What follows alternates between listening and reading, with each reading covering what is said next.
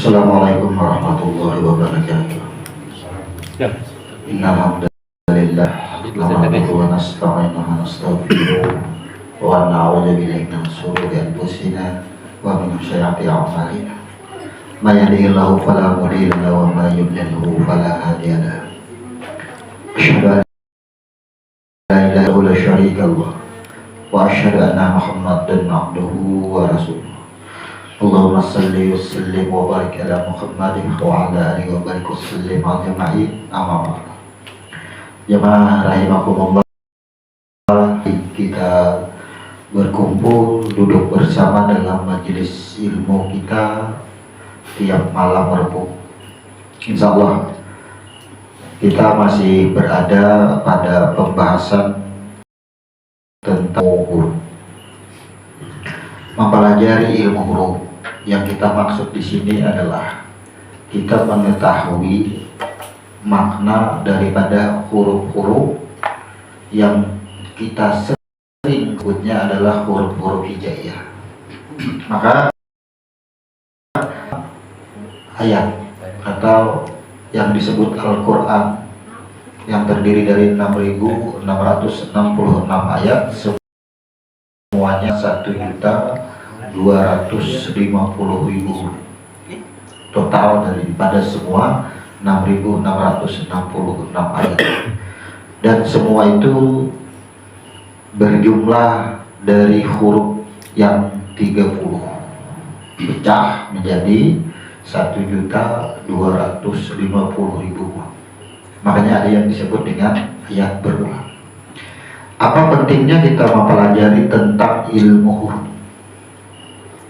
Ilmu huruf adalah satu ilmu yang merupakan kunci pemecah daripada kalimat-kalimat yang ada pada Al-Quran maupun As-Sunnah.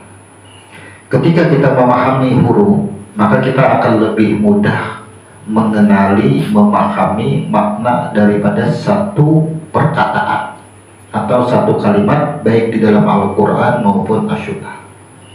Salah satu contoh, ada satu ayat berpotong surah At-Tahrim ayat 6. Ku anfusakum wa ahlikum nar. Ini merupakan ayat berpotong. Di sini kalau terjemah adalah jagalah atau peliharalah diri kamu dan keluargamu dari api neraka, itu terjemah. Nah, ketika kita tidak mempelajari ilmu huruf, maka ayat ini seolah-olah itu dipegang oleh satu orang, kemudian diamalkan oleh orang yang memegangnya untuk orang lain, yang disebut dengan keluarga. Apakah ayat ini bisa kita amalkan? Kita sudah melakukan survei, hampir tidak ada orang yang berhasil mengamalkan ayat ini. Tapi kalau membacanya berhasil, mengamalkannya tidak bisa. Inilah ketika kita mempelajari ilmu huruf, baru kita paham makna daripada salah satu ayat yang kita sebut tadi. Karena kata-kata ampus itu kan lebih dari 287 kali disebutkan di dalam Al-Quran. Contoh, ku anpus, kata-kata ku di situ adalah kom. Maka setiap napas itu dalam kekuasaannya. Ku anpus. Jadi kalau kita artikan kata-kata ku itu qaribun, maka dalam kekuasaannya, siapa yang dalam kekuasaannya adalah napas. Kemudian kata-kata anpus berarti ada alif, nun, fa, dan sin. Di sana dijelaskan apa? Bahwa sesungguhnya yang disebut nur itu adalah daripada rohnya, alif dan nun. Kemudian nur tadi diproses, fa sudah, anfu sudah, ya kan? Menjadi apa? Anpus, menjadi sin, menjadi diri. Maka setiap diri dalam keadaannya. Maka ini diartikan jaga dirimu, pelihara dirimu. Kemudian itu ku anfusakum, baru wa ahlikum nor. Maka dijelaskan di sini kata-kata wa ahlikum keluarga, dan keluarga dari api neraka. Nah, kita coba membahas satu ayat ini sedikit. Kenapa malam hari ini adalah menjelaskan tentang huruf sin dan huruf shin. Diceritakan kata-kata anfus, alif, nun, fa, dan sin. Jelas, setiap diri berasal daripada nun, berasal daripada nur. Nur adalah proses yang terjadi ketika roh sudah mengalami ujian-ujian, yaitu alif itu anfus. Maka setiap diri itu adalah dalam kekuasaannya. Diterjemahkan jagalah diri. Kalau kita di dalam kekuasaannya, bisakah kita berada di dalam atau di luar kekuasaannya di dalam hal berperilaku? Maka ini diartikan jagalah diri. Maka di sini kata-kata ku anfusakum jelas merujuk kepada diri yang sebenarnya diri. Kemudian wa ahlikum nor, karena ayat ini bersambung, ku anfusakum wa ahlikum. Berarti kata-kata ini adalah keluarga kamu, keluarga diri, keluarga sin. Siapa yang disebut dengan keluarga sin? Inilah bagian batang tubuh kita. Sehingga apabila ayat ini diamalkan adalah bagi setiap diri. Maka kata-kata wa ahlikum itu tertuju kepada anggota tubuh, sehingga sesuai dengan surah Al-Zalzalah nantinya. Tangan, mata, otak kita yang disebut dengan pikiran, hati kita itu adalah keluarga daripada napas kita. Itu yang kita jaga, yang diperintahkan di situ. Maka bisalah kita akhirnya mengamalkan ayat ini. Kalau mengamalkan dengan membaca, semua orang pasti bisa. Orang sekolah TK pun bisa mengamalkan. Sekarang TK-TK itu sudah banyak yang taktis, sudah bisa baca Al-Quran, sehingga ia bisa mengamalkan Al-Quran dengan bacaan, tapi bukan dengan perbuatan. Mengenal ilmu, bisa mengamalkan Al-Quran itu dengan perbuatan, dengan amal, tidak hanya dengan lidah, dengan lisan. Itu maksudnya. Pada malam hari ini kita lanjut kepada dua huruf yang sama, kemudian beda nama. Yang pertama adalah huruf sin. Huruf sin disimbolkan pada diri kita adalah pada dada kanan. Kemudian huruf sin bermakna as-sami al-bashir, maha mendengar, maha melihat. Manusia mampu memakmurkan bumi ini bersumber dari sifat ba.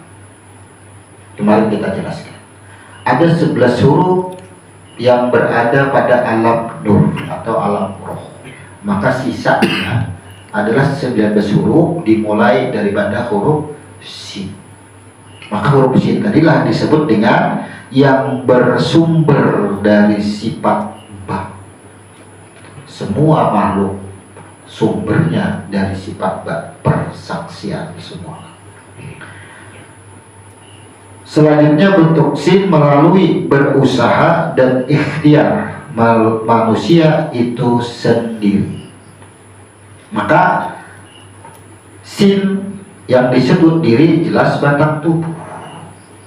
Ia berusaha, nah disebut dengan ikhtiar, daripada tangan, kaki, mata, hati, dan sebagainya. Itulah yang disebut dengan manusia itu sendiri, bagian daripada usaha. Kemudian tadi disimbolkan pada dada kanan. Coba kita cek di dada kanan itu apa sih? Paru-paru. Paru-paru fungsinya apa di tubuh kita?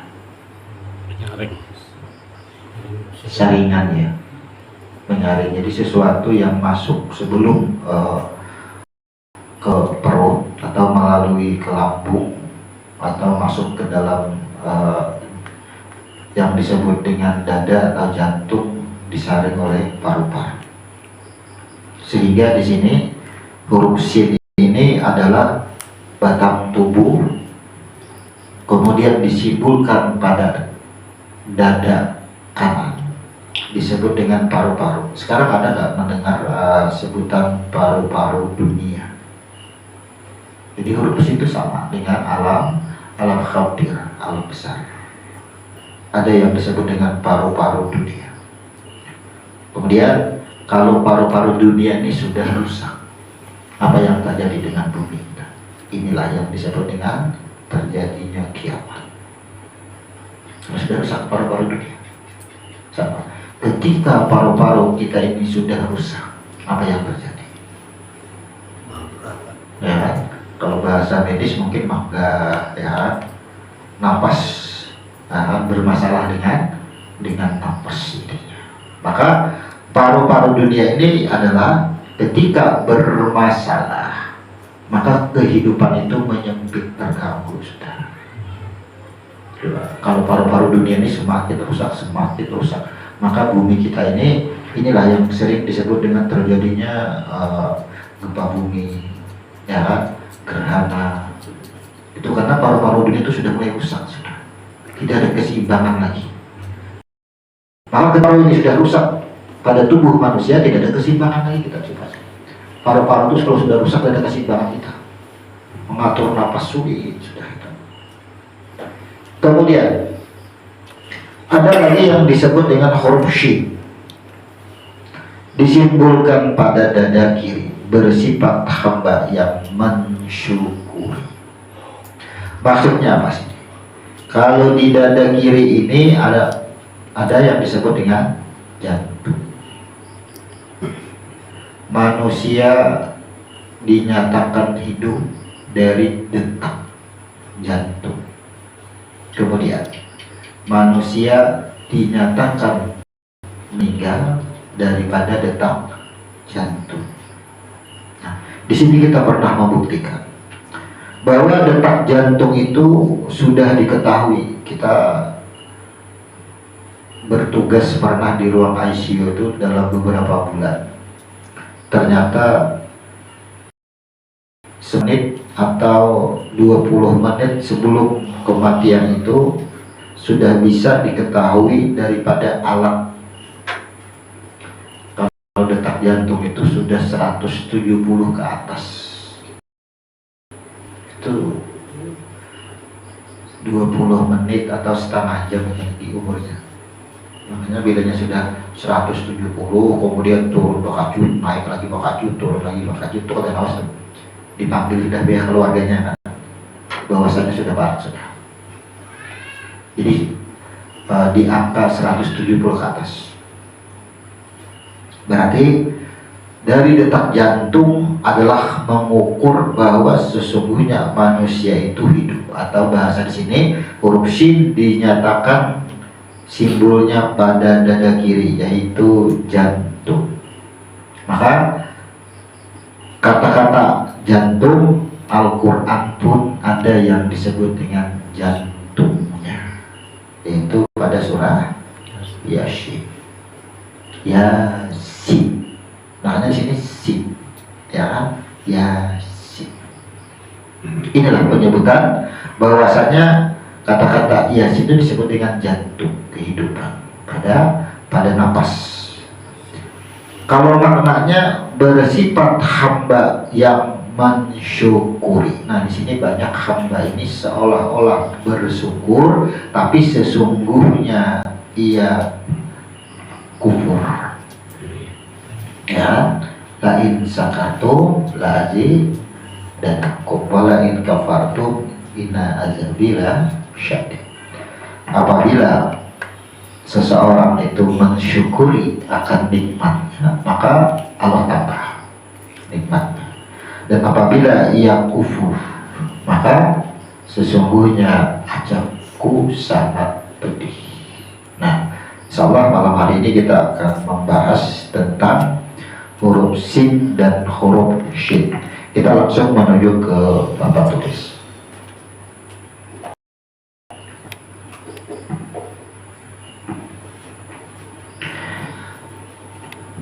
Di sini sudah ada di papan tulis. Kebetulan belum dihapus.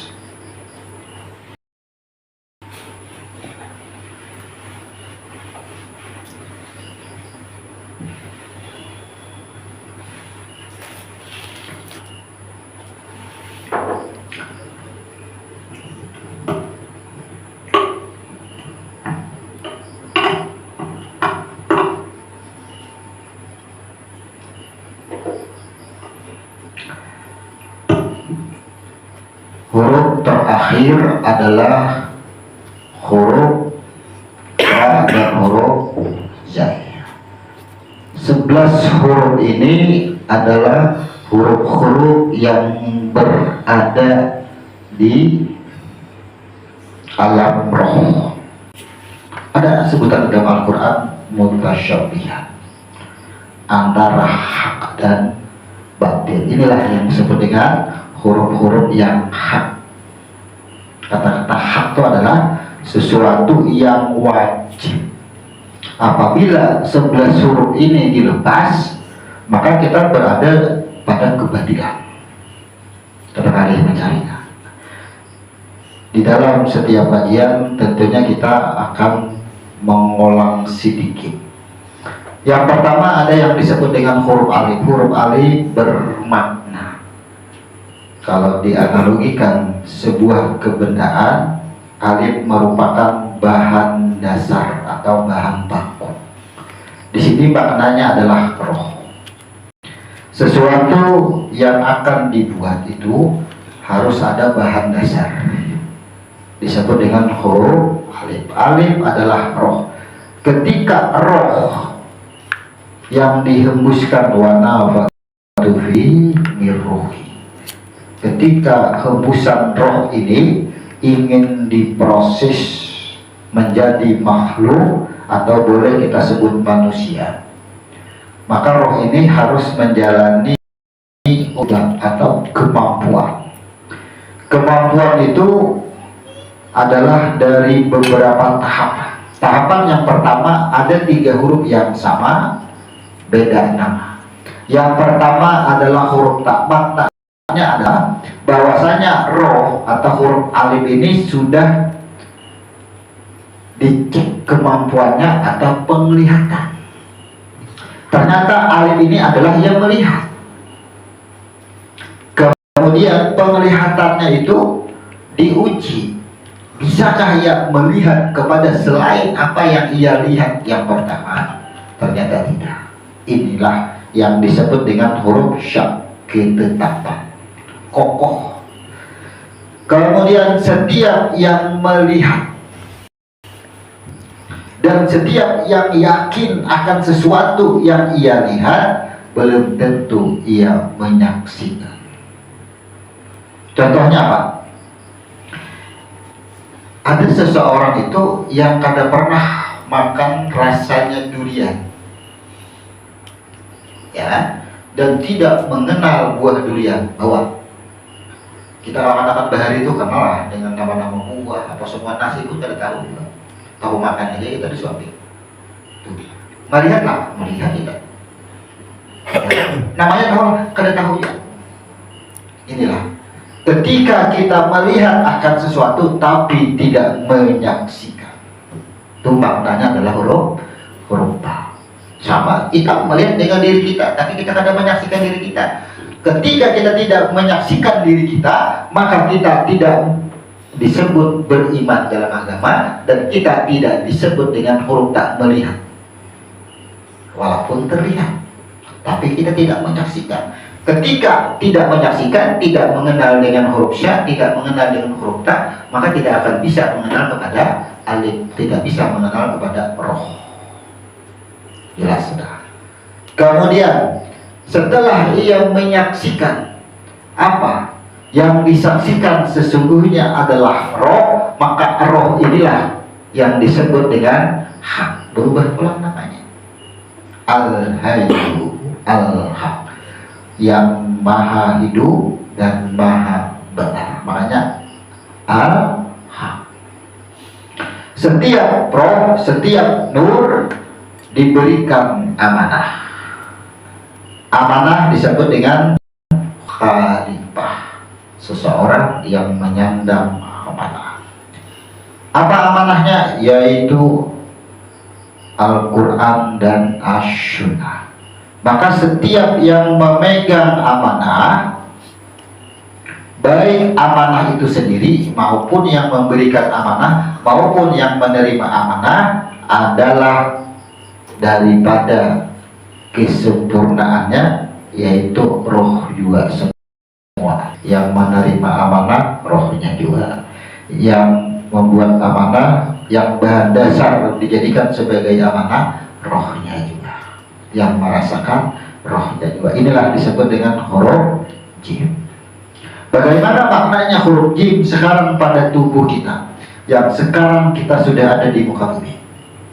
Terbanyak bermasalah pada huruf jim. Inilah yang disebut mutasyabih, inilah huruf yang hak. Bagaimana huruf jim menjadi batil? Ya, batilnya huruf jim itu ketika kita memahami sesuatu tapi kita tidak mengenali terjadinya sesuatu tadi. Itu batal huruf jim. Apa maksudnya? Sekarang begini, kalau kita minum air yang sudah dimasukkan gula, ya, kita akan menuduh air itu manis, berontak gula, bahwa gula itu adalah memiliki hak atas manisnya tadi. Itu maksudnya. Nah, kalau kita sudah tahu begitu minum apapun ada rasa manis, kita mengenal bahwa itu adalah gula, manisnya gula. Nah, ketika pemahaman kita hanya sampai pada gula, disitulah wala in kafartu la azidanakum.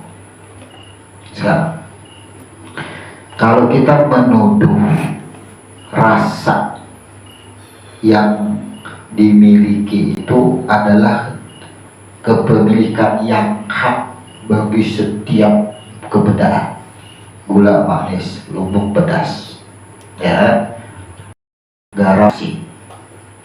Nah, sekarang pernahlah kita mengalami COVID.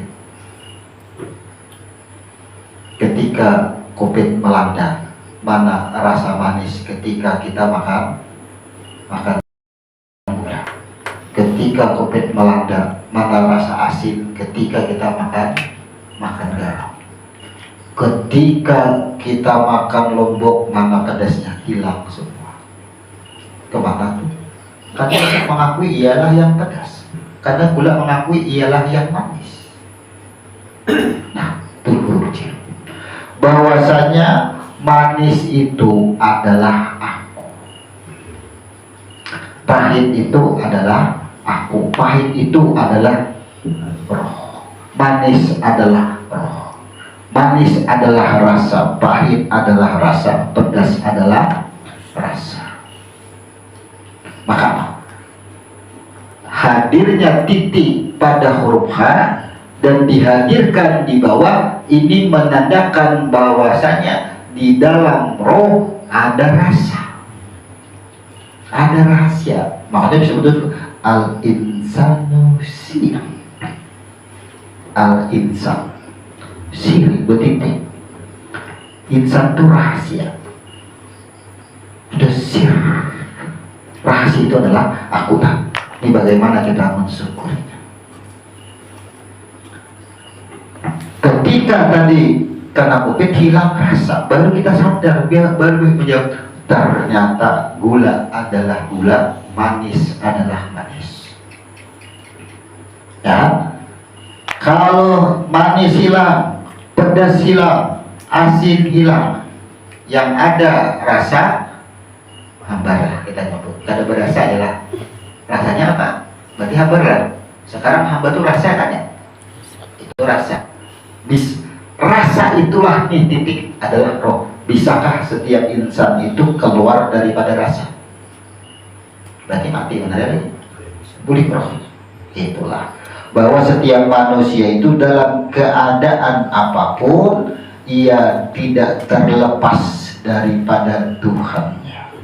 Wa huwa ma'akum aina ma kuntum wallahu bima ta'maluna basyir. Maknanya sin al-basyir. Aku nih ujar titik ada di bersembunyi di bawah huruf H. Wa huwa ma'akum aina ma kuntum Allahu bima ta'maluna basyir. Kenapa ikan menjadi Tuhan menuduh gula yang manis?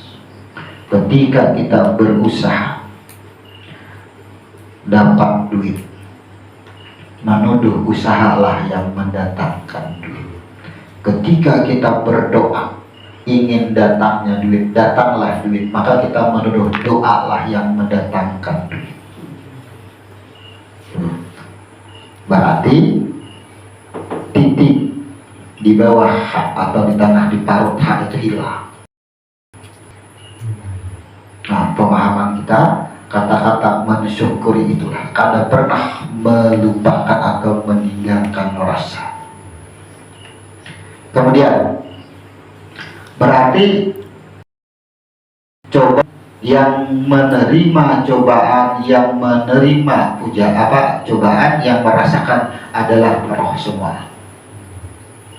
Maka jelas setiap roh menerima balasan dan maksudnya. Jadi setiap roh ada balasannya. Apakah roh ini berbentuk batu jahirnya, apakah berbentuk pohon, tikus, kucing dan sebagainya, apalagi manusia. Saat ketika huruf dal ini memiliki kekhawatiran takut akan balasan, bagaimana huruf dal ini ada rasa takut, ada rasa khawatir. Karena di dalam rumus H dan J ini adalah ketika roh mempertanyakan yang disebut 77 pertanyaan. Ini disebut dengan hati.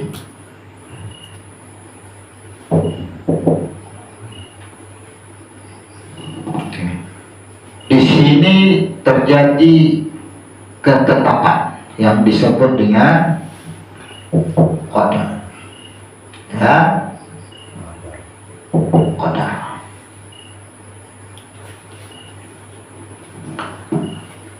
Ada kekhawatiran di sini. Di sini di dalam sejarah dijelaskan di kitab itu bahwasanya ketika hati daging yang mengental ini diperlihatkan kehidupan,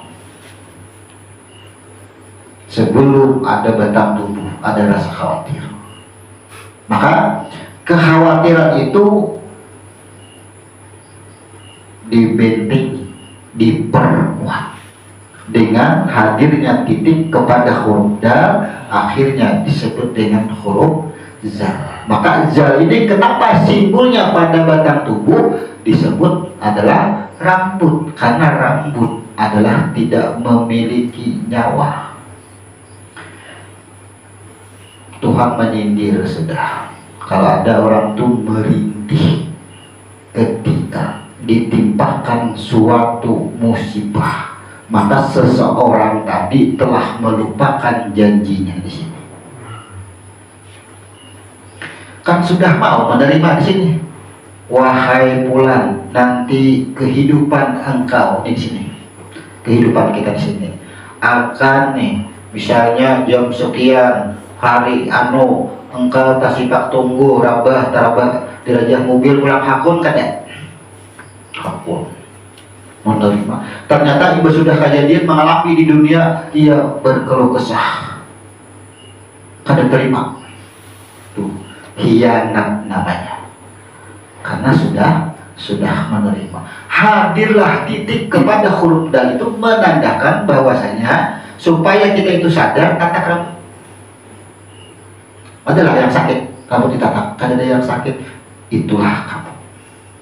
Sesungguhnya kamu itu tidak merasakan apa-apa. Aku yang merasakan.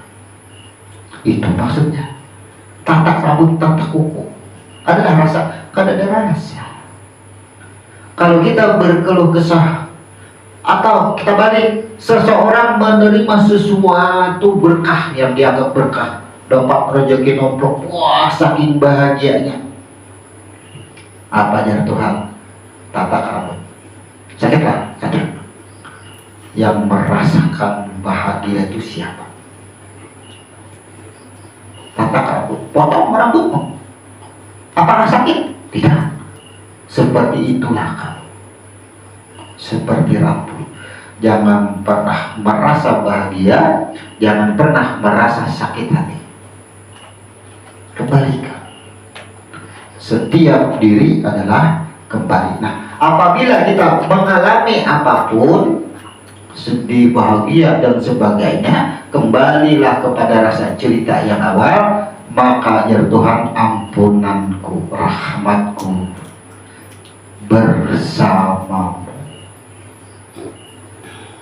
Karena kondisi apa aja, dalam keadaan kita lupa, mabuk dan sebagainya, tapi kita sadar rahmat Tuhan datang, ampunan Tuhan datang.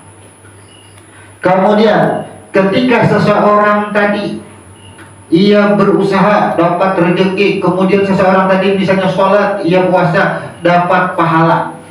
Pahala itu kan sama dengan rahmat Tuhan, ampunan tadi. Lalu ia berbangga akan pahala, senang banget akan pahala. Lupa. Diceritakan bahwasanya ada yang masuk surga, kemudian Allah tanyakan kepadanya, wahai fulan, kenapa engkau masuk surga? Si fulan menjawab, pahalaku banyak. Kemudian si fulan menyerahkan catatan amalnya, kemudian diambil Tuhan, dilemparkan ke mukanya dan dikeluarkan dari surga. Berbangga akan pahala. Maka mendapat musibah, kesusahan, kesenangan, pahala dan dosa semuaan, supaya jangan ada keakuan, hadir lagi titik kepada huruf ra, akhirnya disebut dengan huruf zal. Maka semuanya rahmat adalah aku jua, makanya huruf na bertambah itu qadar.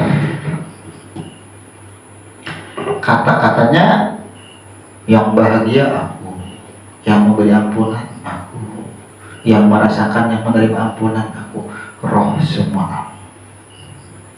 Maka sampai di sini jumlahnya ada 11 huruf. Ini 11 huruf menceritakan kejadian roh sampai disebut dengan nur.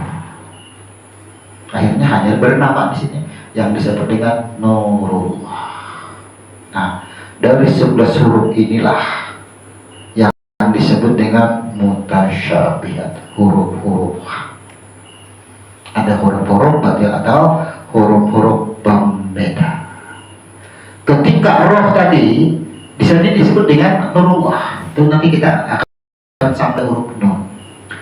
Maka kita ada beberapa bahasa. Di sini pembicaraan roh yang baru dihembuskan sampai kepada nur, maka konteks daripada huruf sin bisa bermakna alam semesta,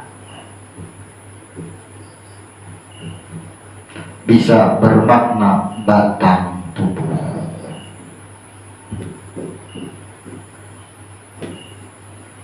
Aduh cerita. Pertama, setelah alam nur, berarti Tuhan menciptakan alam semesta. Nah, Allah menciptakan alam semesta ini, jaraknya dari huruf sin menuju huruf H ini adalah 50.000 tahun. Jaraknya. Di beberapa Al-Quran dan hadis banyak sumbernya. Aku menetapkan qadar semua makhluk 50.000 tahun sebelum aku menciptakan alam semesta. Maka semua makhluk sudah tercatat di sini semuanya, ketetapannya ada semua. Inilah yang disebut dengan mubarak dan mu'alaq. Ini terbagi dua jadi ayat sini, mubarak dan mu'alaq.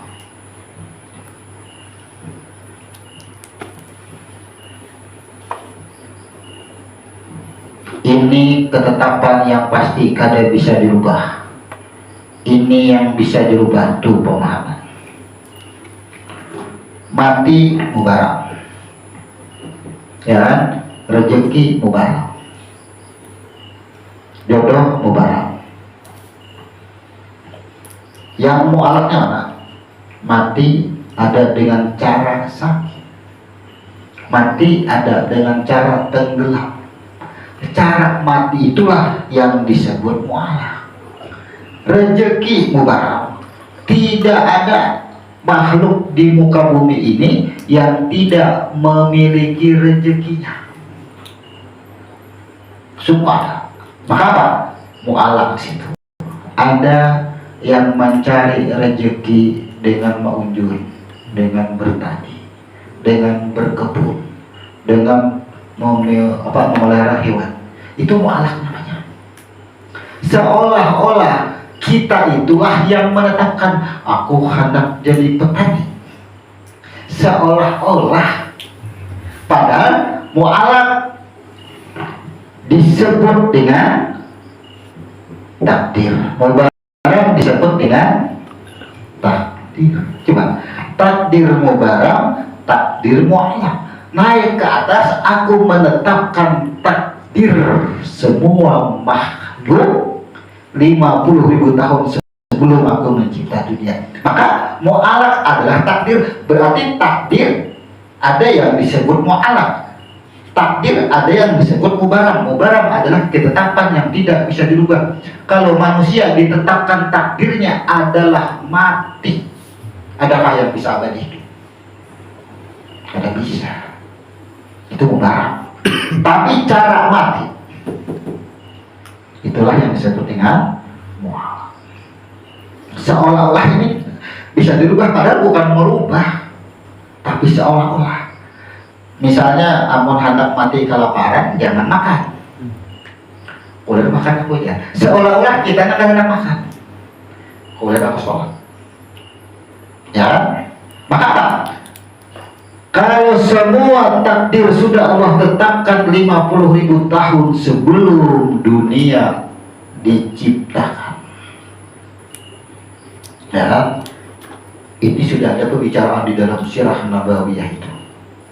Seorang sahabat bertanya, wahai Rasul, kejadian hari ini yang kita dudukkan enak ujar sahabat, apakah ini mengiringi pena-pena yang sudah mencatat, atau duduknya hadirnya kita malam hari ini baru pena mencatatnya? Kedua, sudah sahabat tanyakan, kalau sudah ada ketetapan di sini, kenapa kita di sini harus berbuat? Itu sudah pertanyaan di zaman Nabi, dan sudah ditanyakan kepada Nabi. Maka zaman Nabi kita saat ini adalah tercatat kepada pena-pena yang mengering. Bahasanya apa? Bahwa kita dudukkan malam hari itu sudah ketetapan, sudah ditetapkan kita duduk malam hari ini. Itu maksudnya. Tidak serta-merta kita duduk baru takdirnya ada. Tapi ini disebut dengan takdir mu'alaq. Karena Al-Quran pasti akan membahas, ya, apa bahasa Al-Quran. Di dalam Al-Quran ditetapkan bahwasanya kalau 5 tahun Allah menetapkan surga dan nerakanya, kenapa di sini? Berarti kan harus sholat. Ya, namun itu kita harus hisab banyak. Ya surga sudah ditetapkan, neraka sudah ditetapkan.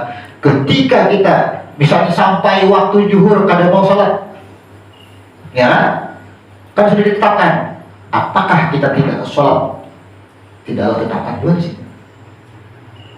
Bisakah kita keluar daripada ketetapan? Ya kada bisa. Ketika kita berpikir aku tidak sholat karena surga dan neraka sudah ditetapkan pada diriku, berarti kita tidak sholat pada saat itu sudah ketetapan takdirnya juga. Contoh, ada orang yang sudah ke tempat bahkan sudah berdiri untuk sholat, ya, belum takbiratul ihram, belum, luka tangannya, mulai kerja sembahyang, ada dipakkan gitu. Kemudian ada kadang sampai ke latar masjid pas beraan, mulai pulang ke rumah, kan ditakdirkan. Ternyata sholat dan sebagainya adalah karena takdirnya. Karena bisa. Udah anak sembahyang aja bisa jadi. Kemudian nambahnya tadi aku kalau sembahyang, kalau saya sembahyang. Tapi apa? Itu apa datang? Apakah kalau nyaman? Sembahyang aja. Penyebab sesuatu itu sudah ditetapkan semua. Tidak ada alasan bagi manusia hanya mensyukuri sesuatu yang dianggap menyenangkan. Tidak ada. Sakit pun ada sesuatu yang harus kita syukuri. Tidak ada. Kalau hanya manusia yang menyenangkan disyukuri, karena syukur ada pada roh. Coba dua huruf yang sama. Ini disebut dengan batang tubuh. Ketika roh yang diproses, ia sudah mengalami beberapa ujian, maka siap diproduksi. Diciptakanlah batang tubuh pertama yang disebut dengan Adam.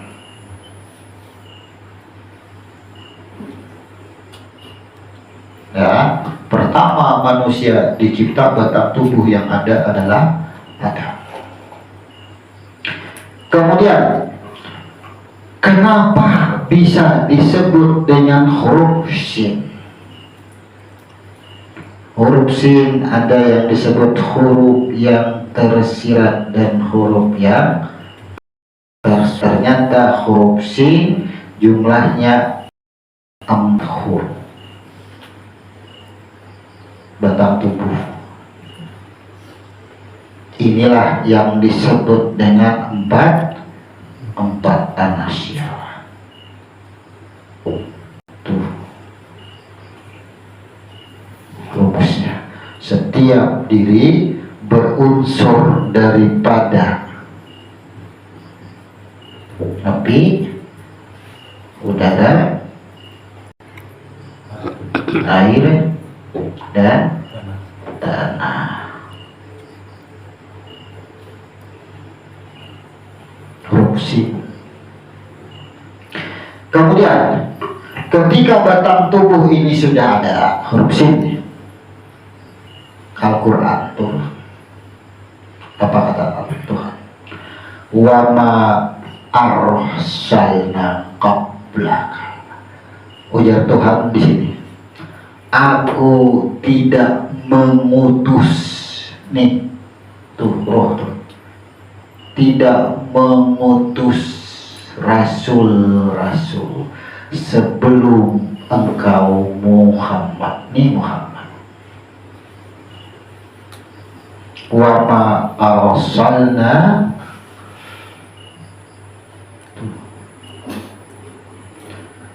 qablaka. Aku tidak mengutus rasul-rasul sebelum engkau Muhammad. Maksudnya apa? Aku tidak mengutus napas sebelum ada batang tubuh. Batang tubuh disebut dengan Muhammad. Itu makna. Al-Quran kalau terjemahnya, aku tidak mengutus rasul-rasul sebelum engkau Muhammad. Otak logika kita menerima informasi dari Tuhan kayak apa tuh? sedangkan Nabi Muhammad bin Abdullah paling terakhir. Ada banyak rasul-rasul sebelum Nabi Muhammad, sedangkan Al-Quran menginformasikan wa ma arsalna qablaka. Ya, sulit tuh karena terjemah. Ternyata rasul adalah nafas. Aku tidak mengutus nafas sebelum ada batang tubuhnya. Rumahnya dahulu ada. Akhirnya ketika batang tubuh ini sudah siap, diceritakan. Ketika Adam ditempa, ya, bukan Adam sih yang ditempa. Ketika tanah itu dibentuk, seluruh penjuru dunia diambil tanahnya, kemudian ditempa, berbentuklah yang disebut dengan batang tubuh Adam.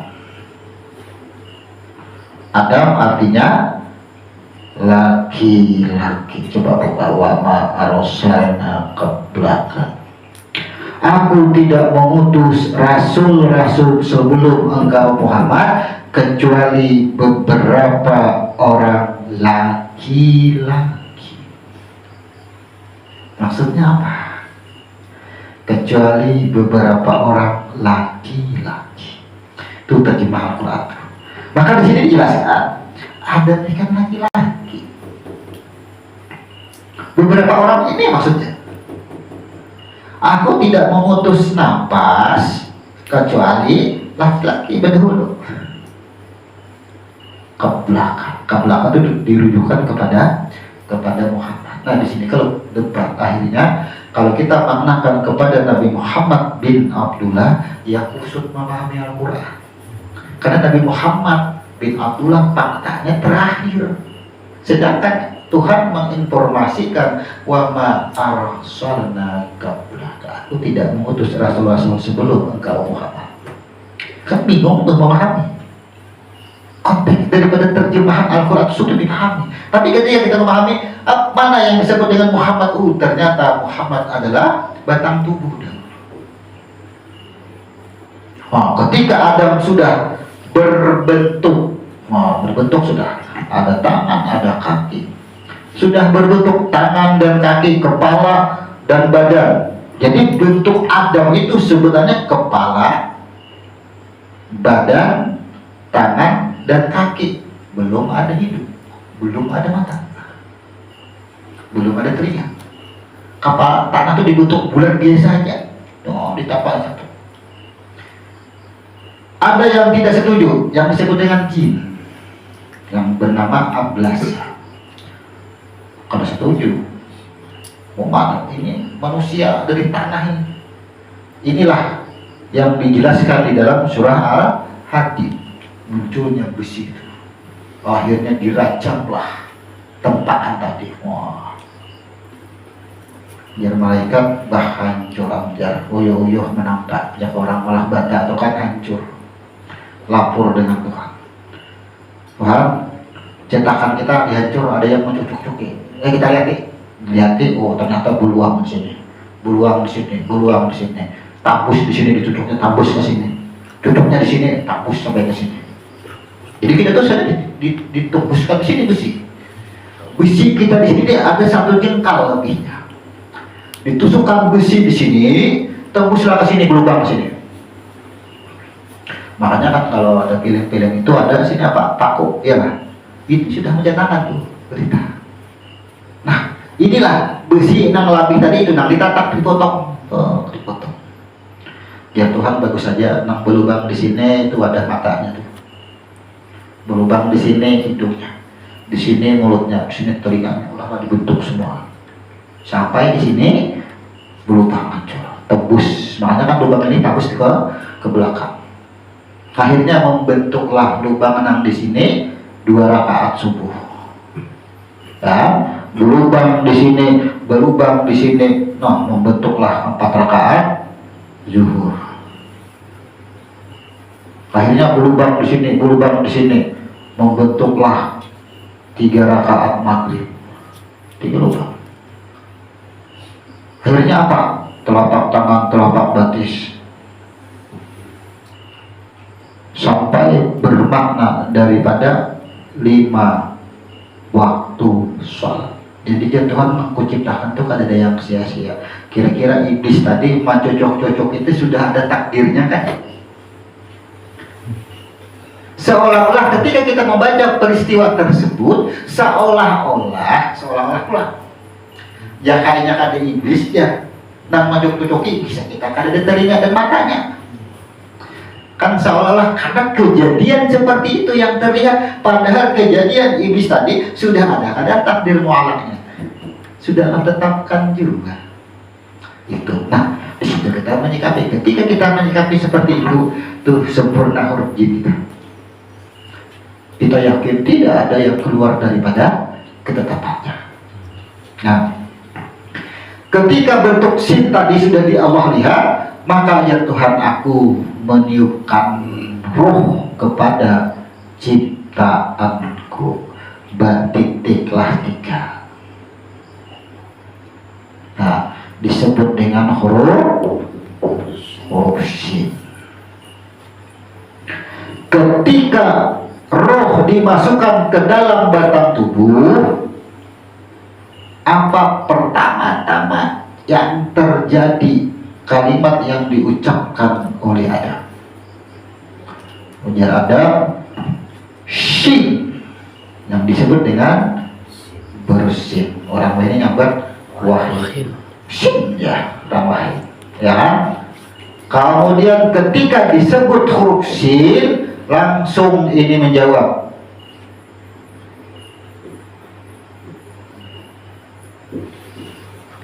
Tuh.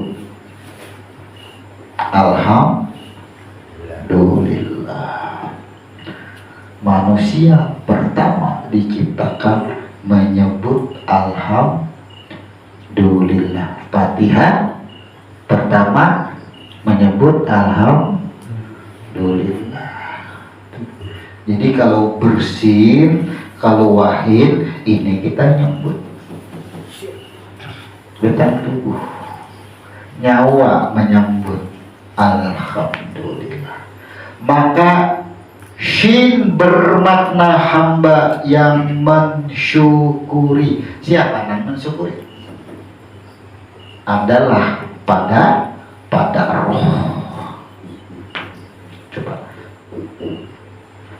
Ketika roh masuk ke dalam batang tubuh, apa yang terjadi? Alhamdulillah. Siapa yang disyukuri? Siapa yang bersyukur? Sesungguhnya adalah roh. Roh adalah syir, adalah rasa. Itu maksudnya. Nah sekarang yang kita syukuri apa? Ketika kita makan pisang goreng, minum teh, ada rasa manis. Nih, bentuk mensyukuri kita apa? Gula kali yang kita tuduh manis. Manis adalah rasa. Rasa adalah roh. Rasa adalah aku. Itu lain syakartum la'azidanakum. Itu maksudnya. Ini kita menikmatinya alhamdulillah wa syukurillah. Ketika mengucap itu bersyukur kadang. Kita mengucap kalimat alhamdulillah, mengucap kalimat syukur, tapi tidak menyaksikan. Sin adalah sifat daripada huruf ba. Jadi wajib huruf sin ini sifat daripada huruf ba. Makan kenyang, alhamdulillah ya. Karena sama pulang alhamdulillah wa syukurillah ya. Dan ada lagi bahasa lain, syukur alhamdulillah. Ia mengucap kalimat syukur, ia menyebut pujian alhamdulillah, tapi ia tidak menyaksikan. Sin adalah sifat daripada huruf ba. Maka wajib setiap diri itu menyaksikan, bukan melihat. Coba, kalau kita makan sesuatu, minum sesuatu, melihat kada dengan apa yang kita minum, melihat. Kita makan sesuatu, melihat kada dengan apa yang kita makan, melihat. Tapi kita menyaksikan. Nih, adanya banyu, adanya pisang goreng ini dari mana? Seperti apa kejadiannya? Kada tahu. Itu bukan rupa. Berarti tidak menyaksikan. Kita sendiri pun kada menyaksikan dengan diri kita. Diri yang mati. Disinilah al-jajalah turun. Ya, yauma, ya, ijiyashduna syu'astatan liro'amalahu. Pada suatu masa dibangkitkan dari kematian. Selama umur 60 tahun mati, 60 tahun itu mati apa? Tidak berfungsi. Tidak berfungsi. Yang disyukuri kenyang, bukan rasanya, bukan rasa kenyangnya. Dapat duit, dapat apapun, yang tertuduh adalah geraknya, usahanya yang tertuduh. Kembali tuh makna daripada huruf syin, bahwa ini menandakan bahwasanya hamba yang mensyukuri. 11 huruf, 19 huruf, 19 huruf terhimpun kepada Bismillahirrahmanirrahim. Setelah Bismillahirrahmanirrahim, Fatihah, Alhamdulillah. Makanya Fatihah dimulai dengan Alhamdulillah, karena saat Bismillah, Ismullah, itulah napas masuk ke dalam diri, disebut dengan Ismullah. Kemudian jumlah daripada huruf syin. Kenapa jumlahnya 12? Ya, jumlahnya nih kenapa 12? Huruf syin, huruf-huruf yang lain kan ini sama jumlahnya.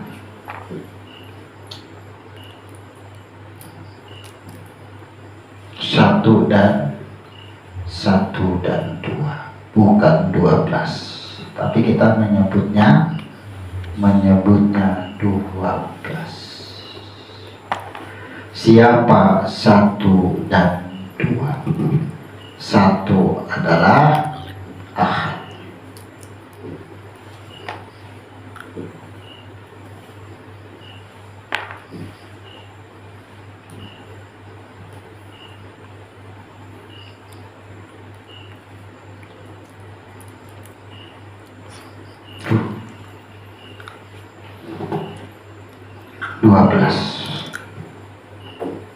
Jadi rahasia 1 dan 2 itu, 62 itu boleh kepada yang satu. 2 itu menunjukkan lebih daripada 1, berasal daripada yang 1.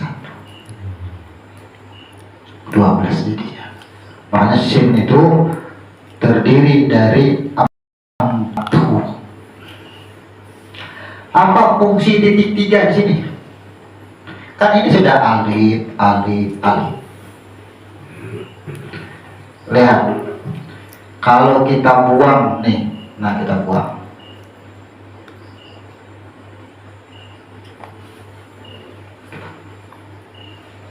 Di mana kita mandang nih? Lihat ya, ada.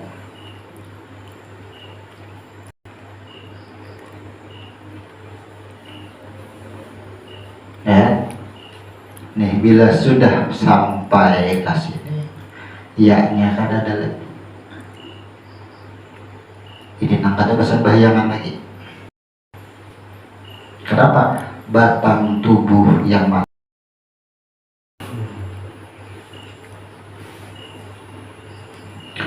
Kita simpulkan. 11 huruf membicarakan alam nur, atau boleh membicarakan alam rahim. Kan dua kejadian. Kita bicarakan alam nur, bicarakan alam semesta, bicarakan alam rahim, ya, membicarakan kelahiran. Boleh. Ini konsep baku nih. Cuma semua peristiwa mengulang konsep yang ada. Itu semua peristiwa.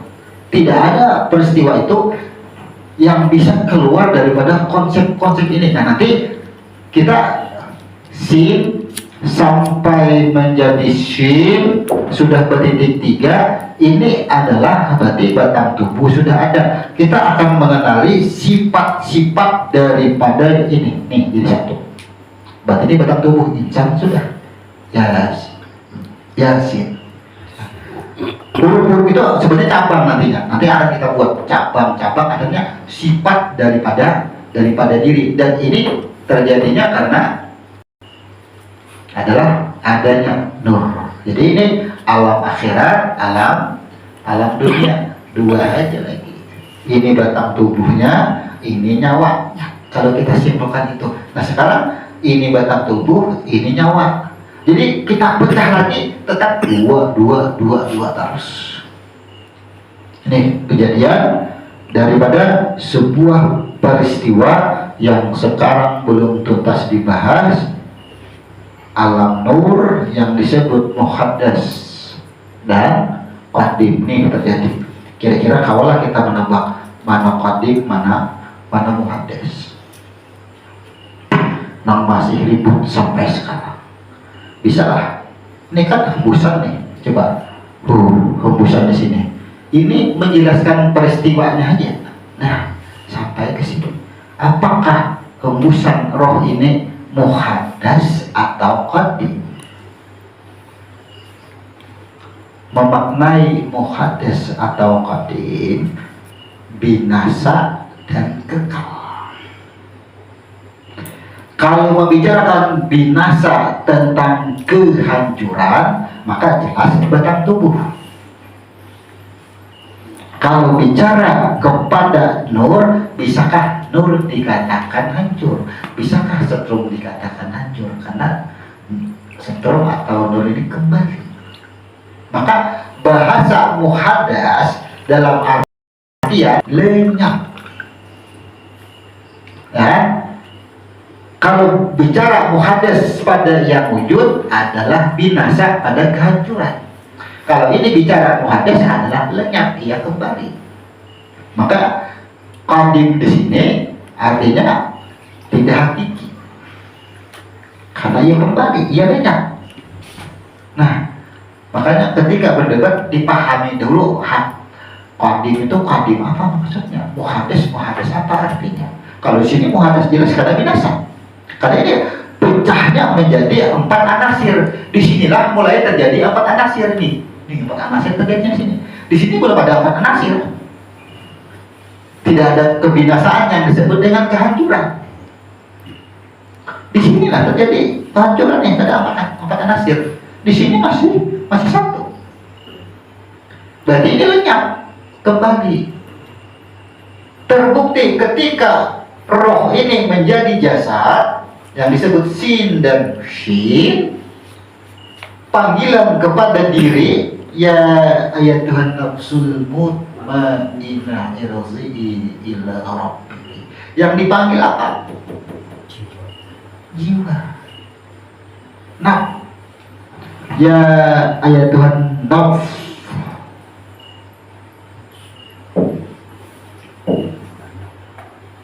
Tiga huruf yang dipanggil. Nur menjadi batang tubuh, nur menjadi nyawa, dipanggil. Nah, ini yang dipanggil, bolehlah ke sini. Coba. Ini kita memahami qadim dan muhaddas biar jelas. Al-Quran, ya ayat Tuhan nafs, wahai. Di sini kalau terjemah akhirnya jiwa. Ya kan? Ternyata Tuhan memanggil wahai nur. Tuh. Nah, pada dulu wahai nur yang kemarin diproses menjadi batang tubuh, irji'i ila rabbiki.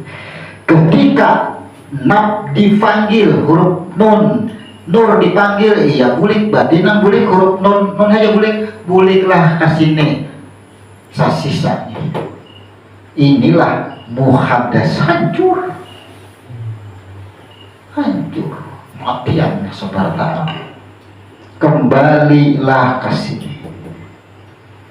Ketika sudah kembali ke sini, ya, berarti nur ini kada binasa, ini kada mengalami kehancuran, tapi irji'i ila rabbiki, kembali. Nah, menjadi batang tubuh nih, bulik, yang menjadi nyawa, bulik, tarik. Jalan itu sentralnya disalib putar, ini ditarik, setrum seberataan, pada fungsinya lagi semua. Itu maksudnya.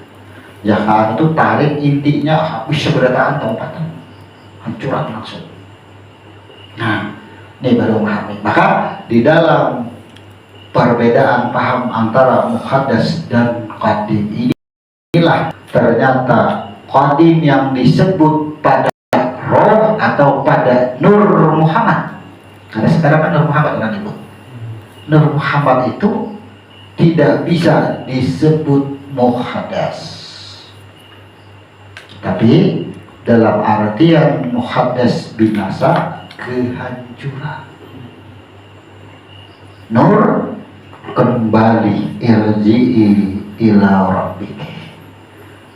Tersisa tuh si diri, roh yang menjadi batang tubuh kulit daging ini mengalami proses. Minha khalaqnakum wa fiha nukhrijukum wa minha nu'idukum taratan ukhra. Quran sudah menjawab sebenarnya itu. Kata-kata binasa itu adalah pada makhluk ciptaannya. Kalau ini nur tidak disebut dengan muhaddas dalam arti kehancuran, tapi kembali. Kalau nur kembali, setrum kembali, karya kanan kada ada lagi membicarakan setrum. Kita membicarakan yang kanan. Ketika nur kembali, adakah nur lagi? Kan sudah kulit, kada ada lagi. Berarti nur kembali, lenyap. Inilah sebutan bahwa Nur Muhammad itu bukan qadim yang disebut dengan qadim hakiki, bukan qadim hakiki, karena ia lenyap. Maka tidak bisa disebut muhaddas atau qadim ada pada nur karena ia kembali. Itu maksudnya. Nah, karena kita di dalam pemahaman sesama ilmu tauhid, tasawuf pun banyak perbedaan paham, apalagi ilmu fikih.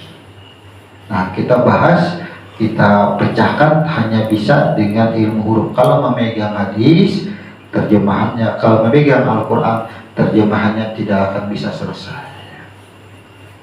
Sampai kapanpun tidak akan bisa selesai pembahasannya. Hanya dengan ilmu huruf. Kita simpulkan.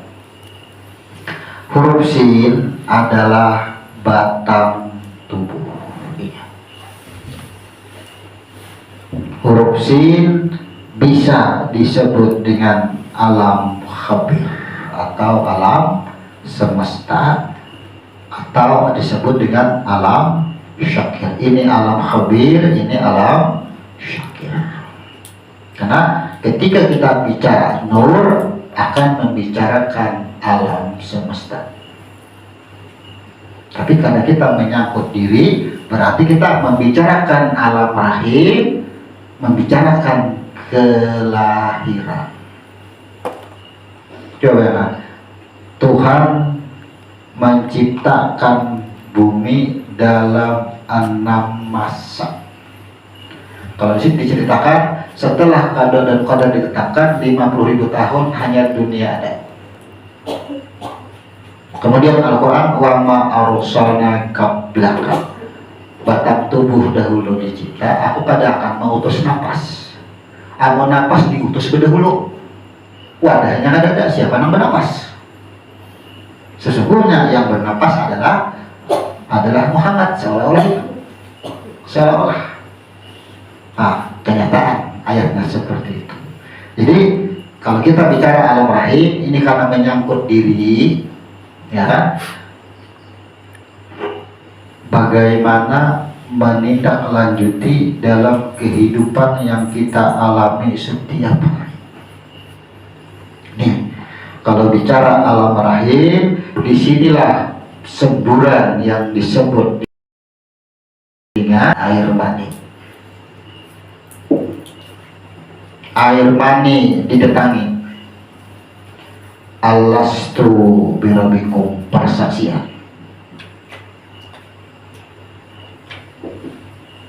Nih peristiwa alam rahim. Di sini air mani. Nah, aku ciptakan manusia dari setetes air yang hina. Aku ciptakan manusia daripada saripati tanah. Ini air. Al-Arab turun. Ingatkah engkau dikeluarkan berupa air dari tulang Adam? Aku datangi, aku mintai persaksian. Alastu birabikum bala syahidna. Benar engkau Tuhanku. Kemudian berarti ini masih berbentuk darah.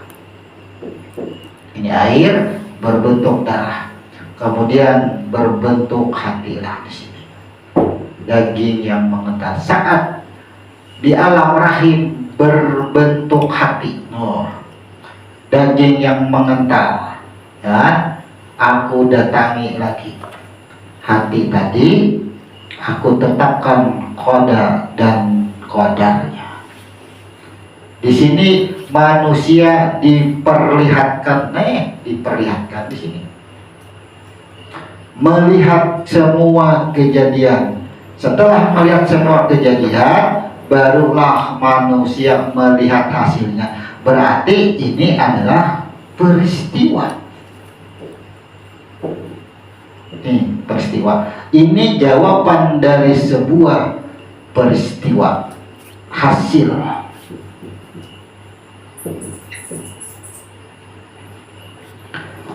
Ingat kita di dalam alam rahim, ya. Ternyata ketika di alam rahim, nih, kira-kira di sini berapa bulan umur kita? Ya, berapa bulan kira-kira di situ umur kita? Di sini ketika masih berbentuk air, maka dua ini umurnya adalah di bawah 3 bulan, di bawah 4 bulan. Ketika sudah berumur 4 bulan, sama dengan 120 hari, ditiupkan roh ke dalam ciptaannya. Disinilah ketika ditiupkan roh ke dalam ciptaannya, Allah tetapkan 120 hari itu Allah tetapkan. Maka diperlihatkanlah, ya kan? Diperlihatkanlah semuanya tentang kejadian diri kita sampai kita berada di sini. Nah, kalau bicara alam rahim, dari 120 hari sisa berapa? Sisa 5 bulan 9 hari muncul huruf sin. Tambahkan 9 bulan 9 hari. Tuh waktunya. Inilah kenapa huruf sin berjumlah 12 nih connect.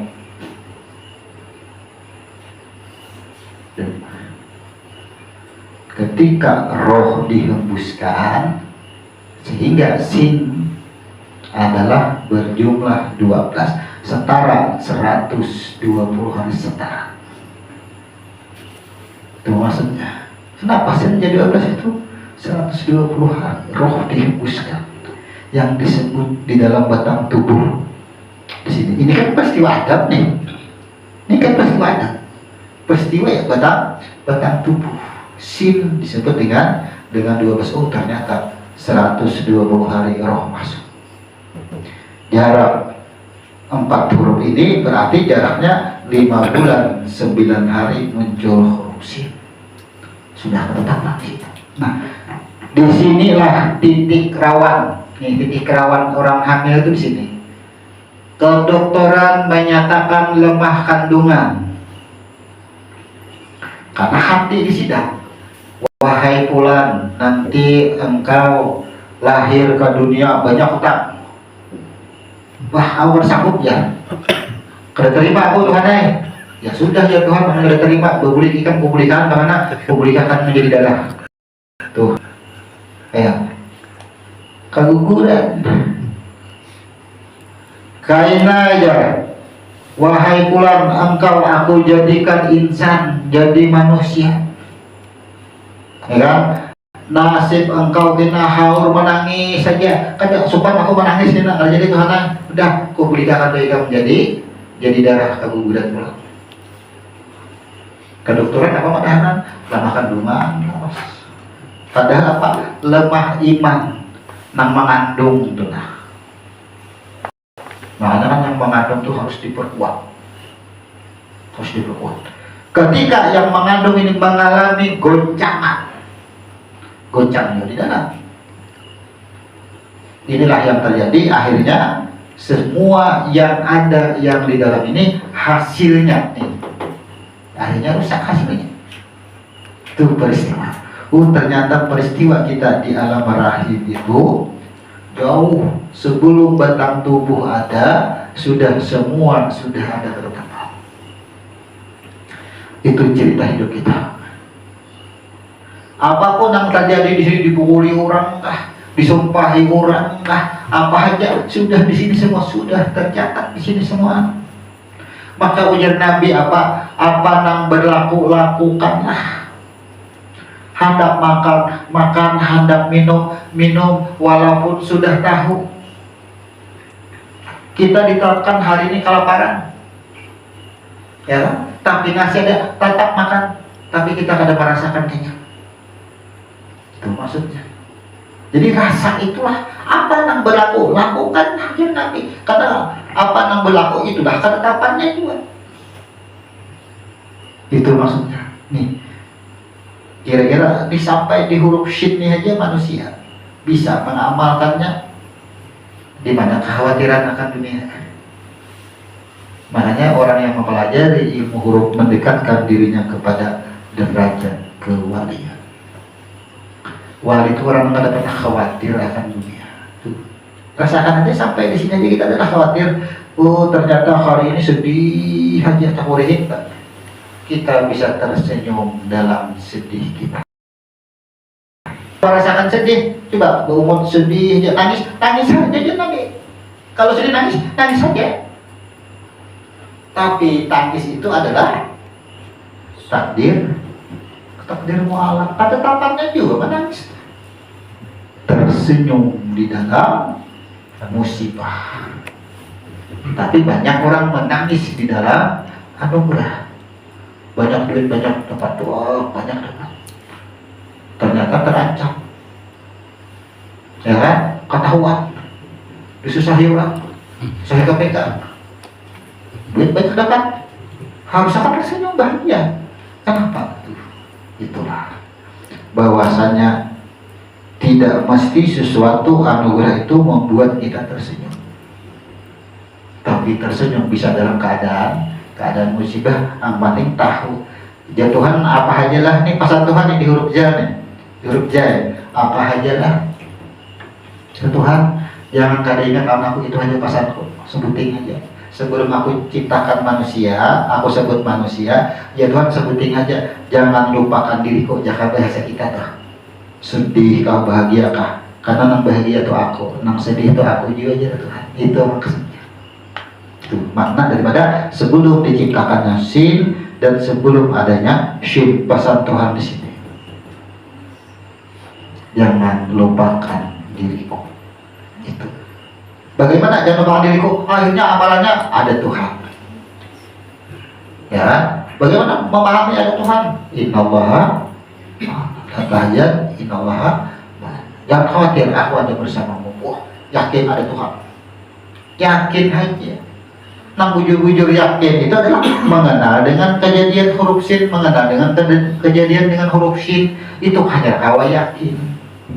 Kalau masih menghayal adanya Tuhan, tahu adanya Tuhan, tapi Tuhan itu apa? Diri seorang itu apa? Kadang mengenali akan itu. Itu kada yakin. Makanya ada yakin, ada hakul yakin. Yakin itu pura-pura aja. Yakin itu ilusi. Apa yakin? Percaya ada Tuhan. Nah kayak apa ya cara percayanya? Karena kawanya naik ke tingkat hakul yakin. Kata kawa lagi. Karena yakin itu adalah ilusi. Kalau bahasa akal sehat itu akannya menyebut kitab itu disebut dengan apa nih sebutannya? Kitab itu disebut apa? Jangan pikiran tuh sebutannya. Lama dipersatakan fiksi. Orang akan membantah tuh ketika Al-Quran disebut fiksi. Coba. Bismillahirrahmanirrahim. Hanya meyakini bila membaca bismillah ada berkahnya. Tapi ditakuni bismillah itu apa? Kada tahu. Kenapa harus ada bismillah? Supaya berberkah. Kata jawabannya itu supaya berkah. Berkah itu apa? Yang disebut bismillah itu siapa? Dan itu apa? Kada tahu. Fiksi ya? Fiksi.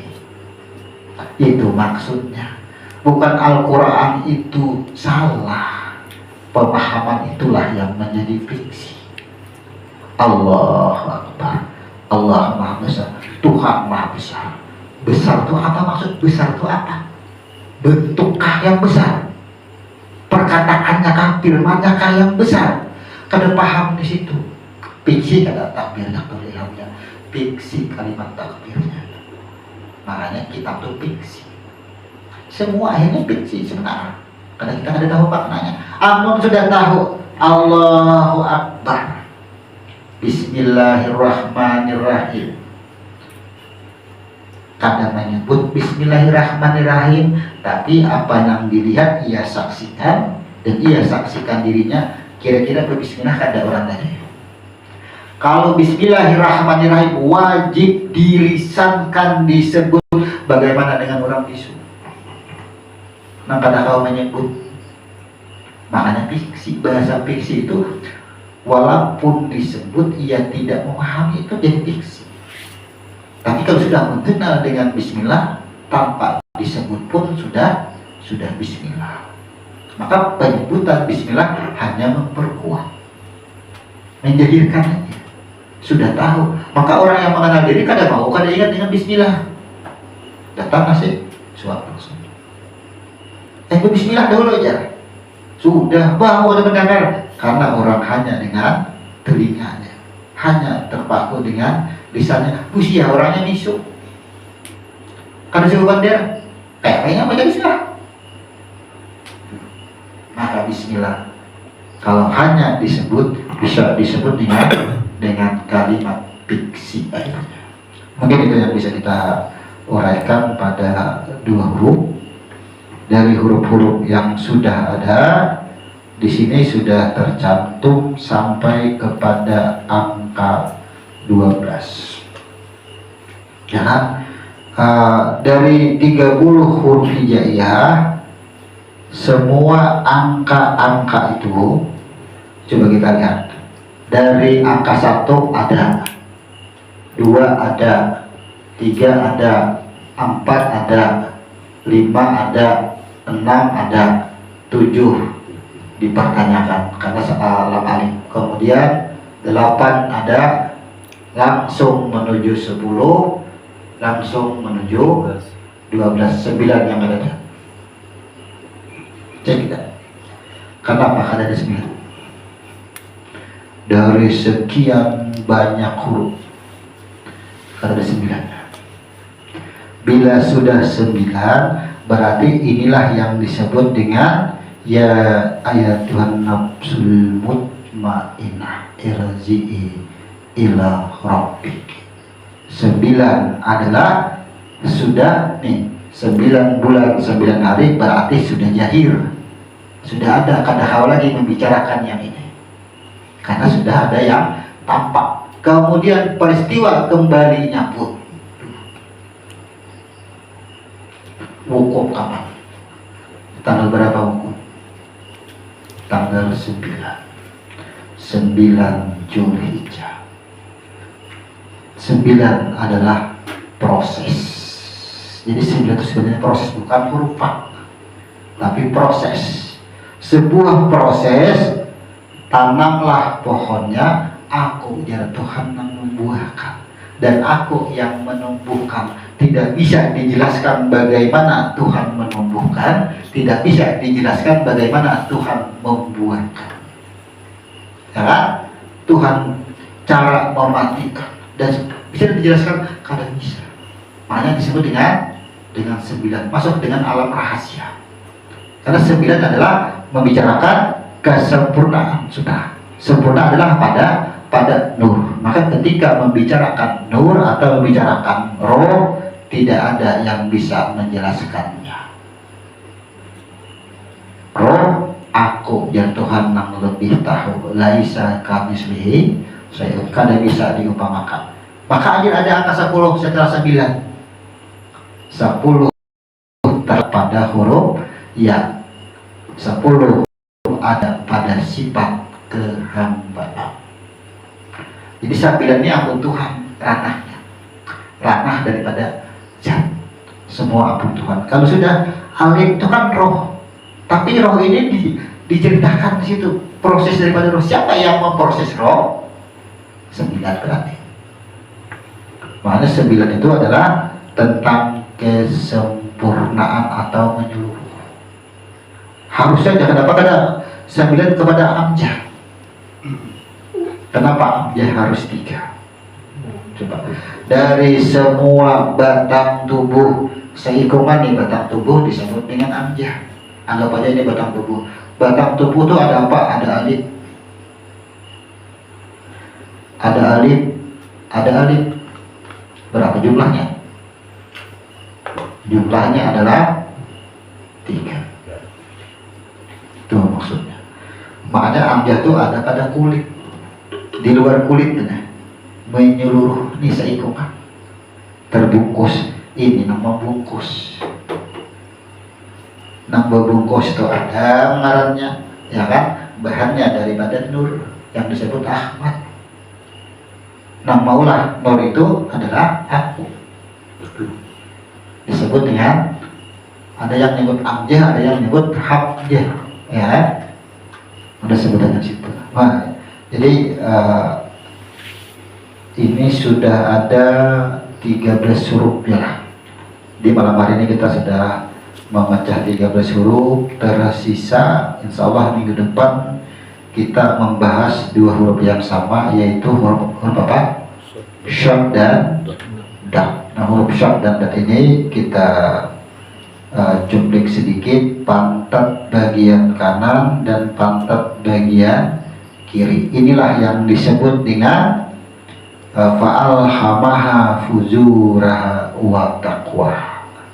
Bahwa manusia nih ini dibekali dengan 2 sifat, syad dan ini simbolnya burit kanan dan burit kiri, pantat kanan dan pantat kiri. Itu maksudnya. Makanya 2 huruf ini kada maunya bergabung. Bila bergabung kan disebut pantat. Disebut pantat karena ia berpisah. Ya, nih pantat ini kadang mau bergabung, makanya hati-hati. Dua huruf ini amun dituliskan kepada batu hitam halus diletakkan di bawah rumah orang, bakal ada suara lain orang tahu.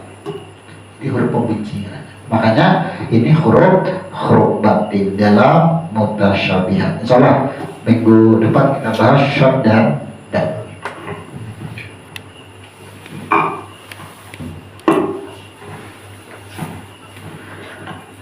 Demikian uraian kita dari dua huruf yang sama, beda nama, sin dan shin. Seperti biasa kajian ini kita tutup dahulu, baru kemudian kita akan ada hujah ada tanya jawab. Kita tutup. Subhanallahumma wa bihamdika asyhadu an la ilaha illa anta astaghfiruka wa atubu ilaik. Assalamualaikum warahmatullahi wabarakatuh.